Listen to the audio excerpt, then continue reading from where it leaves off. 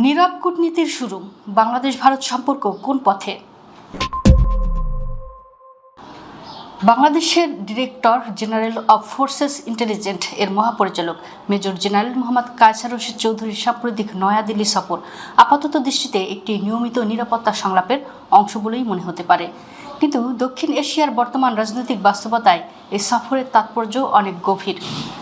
এমন এক সময় এই সফর অনুষ্ঠিত হলো যখন গত 2 বছরের টানাপোড়েনের পর বাংলাদেশ ও ভারতের সম্পর্ক আবার নতুন করে গুছিয়ে নেওয়ার চেষ্টা চলছে। অনেকের মতে এটি হতে পারে দুই দেশের মধ্যে নীরব কূটনীতির মাধ্যমে সম্পর্ক পুনর্গঠনের সূচনা। 2024 সালের আগস্টে বাংলাদেশের নাটকীয় রাজনৈতিক পট পরিবর্তনের পর এই সম্পর্ক হঠাৎ করেই নতুন বাস্তবতার মুখোমুখি হয়। ছাত্র নেতৃত্বাধীন গণঅভ্যুত্থানের মুখে শেখ হাসিনা ক্ষমতাচ্যুতি শুধু বাংলাদেশের রাজনীতিরই নয়, দ্বিপক্ষীয় সম্পর্ককেও একটি বড় ধাক্কা আনে। শেখ হাসিনার ভারতে অবস্থান বিষয়টিকে আরও সংবেদনশীল করে তোলে। একই সঙ্গে বাংলাদেশের অন্তর্বর্তী রাজনৈতিক পরিস্থিতির কারণে দুই দেশের মধ্যে নিয়মিত কূটনৈতিক যোগাযোগ, বাণিজ্যিক কার্যক্রম ও ভিসা সেবা সহ বিভিন্ন ক্ষেত্রেই স্থবিরতা দেখা দেয়। ফেব্রুয়ারি নির্বাচনের পর তারেক রহমানের নেতৃত্বে নতুন সরকার গঠনের মধ্য দিয়ে এখন সেই স্থবিরতা কাটানোর একটি প্রচেষ্টা শুরু হয়েছে বলে মনে হচ্ছে। তবে এই পুনর্গঠন হচ্ছে অত্যন্ত সতর্ক ও হিসেবি কৌশলে। দক্ষিণ এশিয়ার কূটনীতিতে একটি পরিচিত বাস্তবতা হলো, যখন রাজনৈতিক সম্পর্ক কিছুটা জটিল হয়ে পড়ে তখন গোয়েন্দা ও নিরাপত্তার সংলাপ প্রায় যোগাযোগের প্রথম কার্যকর পথ হয়ে ওঠে। এই প্রেক্ষাপটে ডিজিএফআই প্রধানের দিল্লি সফরটি বিশেষ গুরুত্ব বহন করে। ভারতীয় সংবাদ মাধ্যমের প্রতিবেদন অনুযায়ী তিনি ভারতের জাতীয় নিরাপত্তা উপদেষ্টা অজিত ডোভাল এবং ভারতের সামরিক ও গোয়েন্দা সংস্থার শীর্ষ কর্মকর্তাদের সঙ্গে বৈঠক করেছেন। এই আলোচনায় প্রধান যে বিষয়টি গুরুত্ব পেয়েছে তা বলে জানা যাচ্ছে তা হলো, দুই দেশের কেউ যেন নিজেদের ভূখণ্ড অন্য দেশের বিরুদ্ধে ব্যবহারের সুযোগ না দেয়। বাংলাদেশ ভারত সম্পর্কের ইতিহাসে এটি একটি গুরুত্বপূর্ণ নীতি হিসেবে প্রতিষ্ঠিত হয়েছিল।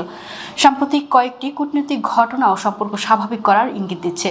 বিএনপি চেয়ারপারসন বেগম খালেদা জিয়ার মৃত্যুর পর ভারতের পররাষ্ট্রমন্ত্রী এস জয়শঙ্করের ঢাকা সফরকে অনেকেই একটি গুরুত্বপূর্ণ কূটনৈতিক বার্তা হিসেবে দেখছেন।